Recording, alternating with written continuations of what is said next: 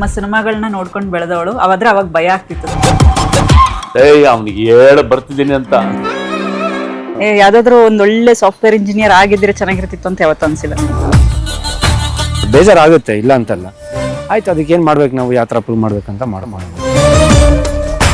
ಯಾರ ಮೇಲೂ ಲವ್ವೇ ಆಗಿಲ್ವಾ? ಲವ್ ಆಗೈತೆ, ಆಗಿತ್ತು, ಆಗೋಯ್ತು.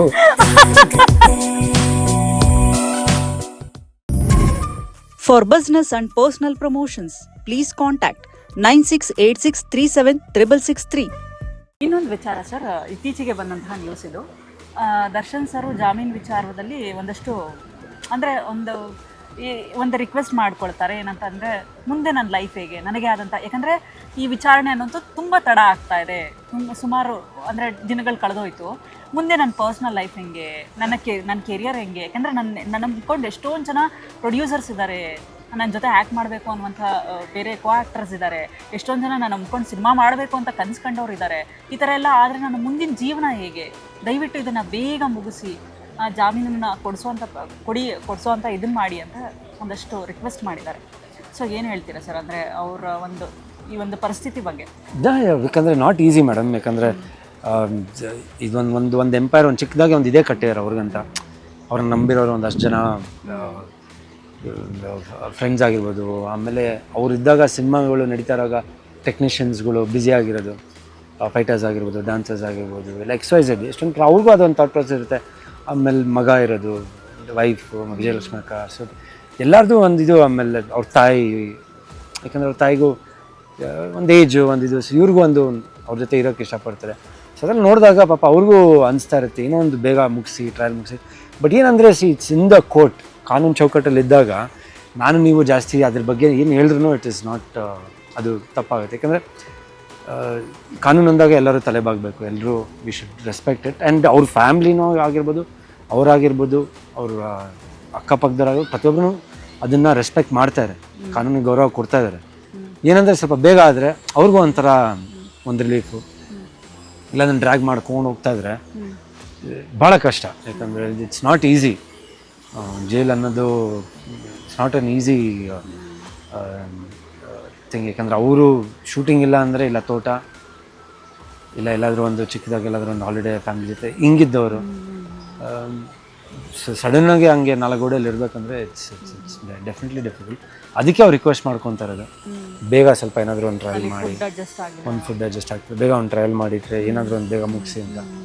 ಸೊ ಅದು ಕೇಳೋದ್ರಲ್ಲಿ ಏನು ತಪ್ಪಿಲ್ಲ. And there are lawyers in this one, ಎಲ್ಲರೂ ನಡೀತಾ ಇದೆ, ಮಾತುಕತೆ ನಡೀತಾ ಇದೆ. Let's hope.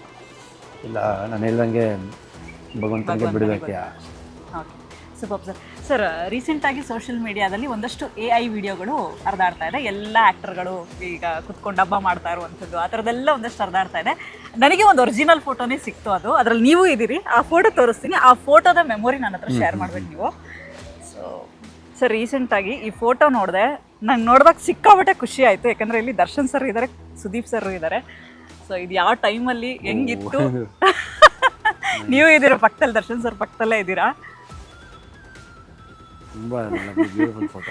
ಎಸ್ ಸರ್, ಹೇಳಿ ಸರ್, ಈಗ ಯಾವ ಮೂಮೆಂಟಲ್ಲಿ? ಯಾಕಂದರೆ ಇವ್ರು ಚಿರು ಸರ್ಜಾ ಸರ್ ಇದ್ದಾರೆ, ಸುದೀಪ್ ಸರ್ ಇದ್ದಾರೆ. ತೋಟದಲ್ಲಿ ನಾವು ಊಟ ಮಾಡಿದ್ದು. ಓಕೆ, ಅವ್ರ ತೋಟದಲ್ಲಿ, ದರ್ಶನ್ ಸರ್ ತೋಟದಲ್ಲಿ ಊಟ ಮಾಡಿದ್ದು. ಏನಂದರೆ ಒಂದು ಬೈಕ್ ರೈಡು, ಸುದೀಪ್ ಸರು ಬರ್ತಾರೆ, ಮಡಿಕೇರಿಗೆ ಹೋಗ್ತೀವಿ. ಓಕೆ, ಸೊ ಎಲ್ಲರೂ ಎಲ್ಲ ಅವ್ರ ಫ್ರೆಂಡ್ಸು, ಇವ್ರ ಫ್ರೆಂಡ್ಸು ಎಲ್ಲರೂ ಮಡಿಕೇರಿಗೆ ಹೋಗುವಾಗ ಇಲ್ಲೊಂದು ಸ್ಟಾಪ್ ಅವರು, ಅವ್ರ ತೋಟದಲ್ಲಿ ಹೋಗಿ ಊಟ ಮಾಡಿ ಮತ್ತೆ ಅಲ್ಲಿಂದ ಮಡಿಕೇರಿಗೆ ಕಂಟಿನ್ಯೂ ಮಾಡೋದು. ಸೊ ಆ ಟೈಮಲ್ಲಿ ತೆಗೆದಿದ್ದು. ಆಮೇಲೆ ಕೆಲವೊಂದು ವೀಡಿಯೋಸ್ಗಳು ಇದೆ ಅಲ್ಲಿ ಮಡಿಕೇರಿಯಿಂದ ನಾವೆಲ್ಲ ಮಾತಾಡಿದ್ದು ಮತ್ತು ಇದು ಮಾಡಿದ್ದು. ಸಚ್ ಕ್ಯೂಟ್ ಮೂಮೆಂಟ್ಸ್ ಅಂತ ಹೇಳೋಕ್ಕೆ ಇಷ್ಟಪಡ್ತೀನಿ. It's very very nice moments. Okay sir, ಅದರಲ್ಲಿ ನಾನು ಹಿಂಗೆ ನೋಡಿದ್ದು ಒಂದು ಖುಷಿ ಆಗಿತ್ತಂದ್ರೆ, ದರ್ಶನ್ ಸರ್ನ ಸುದೀಪ್ ಸರ್ನ ಒಟ್ಟಿಗೆ ಆ ಫ್ರೇಮಲ್ಲಿ ನೋಡಿದ್ವಿ. ಜೊತೆಗೆ ಅವ್ರದ್ದು ಎಷ್ಟೊಂದು ವೀಡಿಯೋಸ್ಗಳು ಕೂಡ ವೈರಲ್ ಆಗ್ತಾ ಇದೆ. ಹೆಂಗಿತ್ತು ಸರ್, ನೀವು ಹತ್ರದಿಂದ ನೋಡಿದ್ದೀರಾ ಅವ್ರನ್ನ? ಅವರಿಬ್ರು ಬಾಂಡಿಂಗ್, ದರ್ಶನ್ ಸರ್ದು ಮತ್ತೆ ಸುದೀಪ್ ಸರ್ದು ಬಾಂಡಿಂಗ್ ನೋಡಿದಾಗ ಭಾಳ ಖುಷಿ. ಎಷ್ಟು ನಕ್ಕಿದೀವಿ ಅಂದ್ರೆ ಅವ್ರದ್ದೇ ಒಂದು ಸೆನ್ಸ್ ಆಫ್ ಹ್ಯೂಮರ್ ಇದೆ. ಅಂದ್ರೆ ಇವರಿಬ್ರದೇ ಸರ್, ದರ್ಶನ್ ಸರ್ದು ಒಂದು ಸೆನ್ಸ್ ಆಫ್ ಹ್ಯೂಮರ್ ಇದೆ. ಆಮೇಲೆ ಸುದೀಪ್ ಸರ್ದು ಅವ್ರದ್ದೇ ಒಂದು ಸೆನ್ಸ್ ಆಫ್ ಹ್ಯೂಮರ್ ಇದೆ. ಆಮೇಲೆ ಕ್ಯಾಶುಯಲ್ ಆಗಿ ಒಬ್ರನ್ನ ಒಬ್ರು ರೇಗ್ಸೋದಿದೆಯಲ್ಲ, ಅದಂತೂ ನೋಡೋರಿಗೆ ಭಾಳ ಮಜಾ. ಲೈಕ್ ಅಂದ್ರೆ ನೈಸ್ ವೇ. ಹಳೆಯಿಂದ ನೆನ್ಸ್ಕೊಂಡು ಅವರು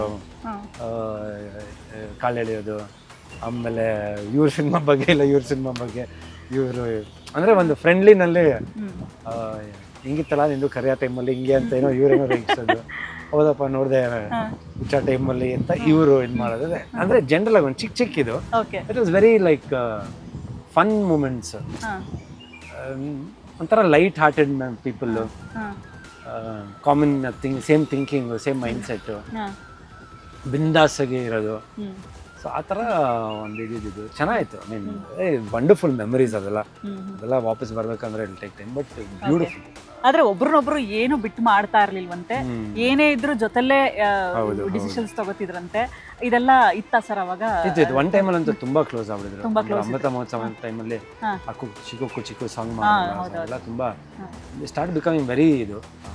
ಆಮೇಲೆ ಆ ಕಾಂಪಿಟೇಷನ್ ಅನ್ನೋ ಇದು ಅವ್ರ ತಲೆಯಲ್ಲಿ ಇರಲಿಲ್ಲ. ಕಾಂಪೀಟ್ ಮಾಡಬೇಕು, ಕಾಂಪಿಟೇಷನ್ ಸೆನ್ಸ್ ಅದೆಲ್ಲ ಏನಿರಲಿಲ್ಲ. ವೆರಿ ಲೈಕ್ ಫ್ರೆಂಡ್ಲಿ ಆಗೇ ಇದ್ರು. ನಿನ್ನ ಸಿನಿಮಾ ನಿಂದು, ನನ್ನ ಸಿನಿಮಾ ನಂದು ಮಾಡ್ಕೊಂಡು ಹೋಗೋಣ, but this relationship like continue like ಇದಂತಾನೆ ಇದ್ದಿದ್ದು. But yeah okay. ಬಟ್ ಏನಾದರೂ ಗೊತ್ತಾ ಸರ್ ನಿಮಗೆ, ಯಾಕಂದರೆ ತುಂಬ ಇದು ಕ್ಲೋಸ್ ಸರ್ಕಲಲ್ಲಿ ಇದ್ದೀರಾ, ಒಂಚೂರು ವಿಚಾರಗಳು ಗೊತ್ತಿರತ್ತೆ. ಅಂದರೆ ಏನು ರೀಸನ್ ಇರ್ಬೋದು ಅವರಿಬ್ಬರು, ಅಂದರೆ ಅವರಿಬ್ಬರು ಫ್ರೆಂಡ್ಶಿಪ್ ಬ್ರೇಕ್ ಆಗೋಕ್ಕೆ? ಯಾಕಂದರೆ ಎಷ್ಟು ತುಂಬ ಕ್ಲೋಸ್ ಇದ್ದಾರೆ, ನೀವೇ ಹೇಳ್ತಾ ಇದ್ರಿ ಅಯ್ಯೋ ಸಖತ್ತಾಗಿರುತ್ತೆ ಅವ್ರದ್ದು ಇಬ್ಬರು ನೋಡೋಕ್ಕೆ ಒಂಥರ ಖುಷಿ ಅಂತ. ಏನು ರೀಸನ್ಸಿಂದ ಬ್ರೇಕ್ ಆಗಿರ್ಬೋದು ಅವ್ರ? ಪರ್ಟಿಕ್ಯುಲರ್ ರೀಸನ್ಸ್ ಅಂತ ಅಲ್ಲ, ಪರ್ಟಿಕ್ಯುಲರ್ ರೀಸನಿಂದ ಏನೋ ನಿಂತ್ಕೊಂಡು ಒಬ್ಬೊಬ್ರ ಮೇಲೆ ಒಬ್ಬರು ಮಾತಾಡ್ಕೊಂಡು ಅದೆಲ್ಲ ಏನಿಲ್ಲ.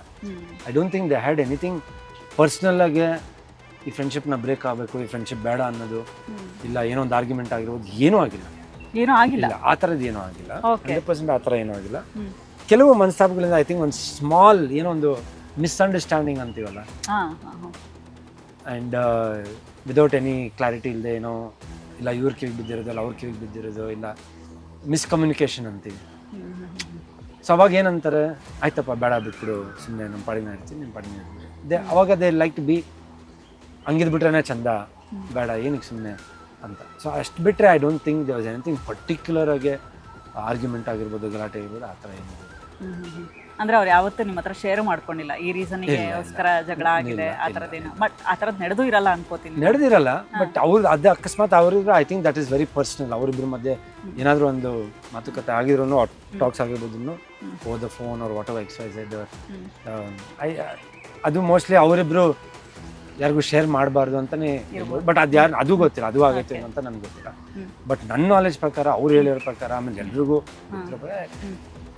ಅದೇ ಹೇಳ್ತೀನಲ್ಲ, ಮಿಸ್ಕಮ್ಯುನಿಕೇಷನ್, ಮನಸ್ತಾಪ, ಒಂದು due to some small reason ಸುಮ್ಮನೆ ಇದ್ಬಿಡದೆ ವಾಸಿ, ದೂರ ಇದ್ಬಿಡದೆ ವಾಸಿ ಅಂತ ಮೋಸ್ಟ್ಲಿ ಹಂಗಾಗಿರ್ಬೋದು.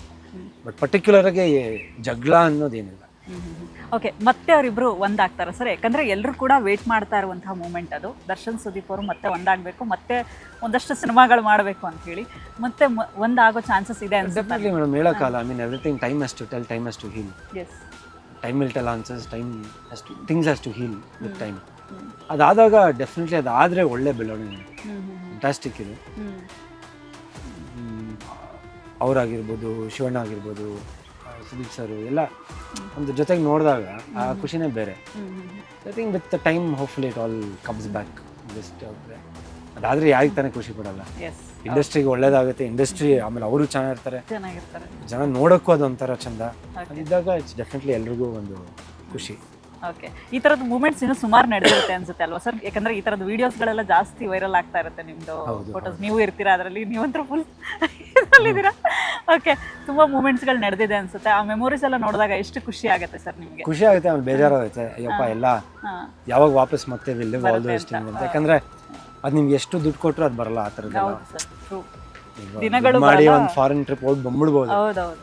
ಬಟ್ ಈ ಇದೆಯಲ್ಲ, ಒಂದು ಸ್ಟಾರ್ ಜೊತೆ ಒಂದು ಟೈಮ್ ಕಳೆಯೋದಾಗಿರ್ಬೋದು, ಫ್ರೆಂಡ್ಸು, ಆಮೇಲೆ ನಾವು ಚಿಕ್ಕ ವಿಷಯಗಳು ಟೈಮ್ ಸ್ಪೆಂಡ್ ಮಾಡಿದಾಗ ಅದೆಲ್ಲ I think it's once in a lifetime. ಅದು ಕ್ರಿಕೆಟ್ ಆಡಿರೋದಾಗಿರ್ಬೋದು, ಬೈಕಲ್ಲಿ ಹೋಗಿ ಆಫ್ ರೋಡಿಂಗ್ ಕಾರ್ ಹೋಗಿರೋದು, ಆಮೇಲೆ ಹಾರ್ಸ್ ರೈಡಿಂಗು, ತೋಟದಲ್ಲಿ ಟೈಮ್ ಕಳೆದಿದ್ದಾಗಿರ್ಬೋದು, ಇದೆಲ್ಲ ನೋಡಿದಾಗ ಅದೆಲ್ಲ ಇದ್ದರೆ ಚೆನ್ನಾಗಿರ್ತಾಯಿತ್ತು. It been nice. ಎಲ್ಲ ಲೈಕ್ ಮೈಂಡೆಡ್ ಪೀಪಲ್ ನಾವೆಲ್ಲ ಇದ್ದಿದ್ದಾಗ ದರ್ಶನ್ ಸರ್ ಜೊತೆ it was very positive kind of an energy and like minded people ಎಲ್ಲ ಜೊತೆಗೆ ನಾವೆಲ್ಲ ಇದ್ದಾಗ ಅದೊಂಥರ ಬೇರೆ ಥರನೇ ಇತ್ತು. Okay but yeah hopefully time everything comes back. Okay ನವಗ್ರಹ ಅನ್ನುವಂತಹ ಸಿನಿಮಾ ಟೀಮು ಎಲ್ಲರೂ ಮತ್ತೆ ಒಂದಾಗಬೇಕು ಆ ಥರದ್ದು ಅಂದರೆ ಎಲ್ಲರೂ ಒಂದು ಜೊತೆ ಸೇರಿ ಒಂದು ಸಿನಿಮಾ ಮಾಡಬೇಕು ಆ ಥರದ್ದು ಏನಾದರೂ ಪ್ಲ್ಯಾನ್ಸ್ ನಿಮಗೆ ಕೇಳಿದ್ದಿದ್ದೇನಾ ಹೇಗೆ? ಅದೇ ಇತ್ತು, ಮಾಡಬೇಕು ಸಿನಿಮಾ, ಅದು ಮಾಡಬೇಕು, ಮತ್ತೆ ಪಾರ್ಟ್ 2 ಮಾಡಿದ್ರೆ ಚೆನ್ನಾಗಿರುತ್ತೆ ಅಂತ. ಎಕ್ಸಾಕ್ಟ್ ಅದು ದರ್ಶನ್ ಸರ್ಗೂ ದಿನಕರ್ ಸರ್ಗೂ ಒಂದು ಟೈಮಲ್ಲಿ ಇತ್ತು ಮಾಡಿದ್ರೆ ಚೆನ್ನಾಗಿರುತ್ತೆ ಅಂತ. ಬಟ್ ಅದೇ ಇಟ್ ಆಲ್ ಬಿಕಾಸ್ ಆಫ್ ಎಲ್ಲಾರ್ದು ಶೂಟ್ ಟೈಮ್ ಡೇಟ್ಸು ಮತ್ತು ಇದು ಆಮೇಲೆ ಅವ್ರದ್ದು ಬಿಜಿ ಶೆಡ್ಯೂಲು, ದಿನಕರ್ ಸರ್ ಬೇರೆ ಸಿನಿಮಾ ಡೈರೆಕ್ಷನ್, ಇದೆಲ್ಲ ಇನ್ನೂ ಆಗಿಲ್ಲ. ಬಟ್ ಎಲ್ಲೋ ಒಂದು ಕಡೆ ಆದರೆ ಚೆನ್ನಾಗಿರುತ್ತೆ ಅನ್ನೋದೇ ಒಂದು ಓಕೆ. ಎಲ್ಲರ ಜೊತೆ ಸೇಮ್ ಬಾಂಡಿಂಗ್ ಇದೆ ಸರ್ ಆ ಟೈಮಲ್ಲಿ? ನವಗ್ರಹ ಟೈಮಲ್ಲಿ ವಿನೋದ್ ಪ್ರಭಾಕರ್ ಸರ್ ಇದ್ದಾರೆ, ತರುಣ್ ಸರ್ ಇದ್ದಾರೆ, ದಿನಾಕರ್ ಸರ್ ಇದ್ದಾರೆ, ಎಲ್ಲ ಬಾಂಡಿಂಗ್ ಎಲ್ಲ ಒಂದೇ ಥರ ಇತ್ತು. ಡೆಫಿನೆಟ್ಲಿ ಇವಾಗ ವಿನೋದ್ ಪ್ರಭಾಕರ್ ಅವರು I think is one very good human being by heart ಅಂತಲೇ ಹೇಳೋಕ್ಕೆ ಇಷ್ಟಪಡ್ತೀನಿ. ತುಂಬ ಕಷ್ಟ ನೋಡ್ಕೊಂಡು ಅವರು ಬಂದಿರೋದು ಆ್ಯಂಡ್ ಒಂದು ಸಕ್ಸಸ್ ಬಂದಾಗಲೂ ತುಂಬ ನಾರ್ಮಲ್ ಆಗಿರ್ತಾರೆ. ಆಮೇಲೆ ನನಗೆ ಕೆಲವೊಂದು ಸಜೆಷನ್ಸು, ಧರ್ಮ ನಾನು ಅದೇ ಸಿಚುವೇಶನ್ ಇದ್ದೆ, ನಾನು ಮಾಡಿದ್ದನ್ನು ಮಾಡಬೇಡ, ಹಂಗೆ ಸ್ವಲ್ಪ ನೋಡ್ಕೊಂಡು ಮಾಡು, ಚೂಸ್ ಮಾಡು, ಒಳ್ಳೆ ಅಡ್ವೈಸ್ಗಳು ಕೊಡೋದು.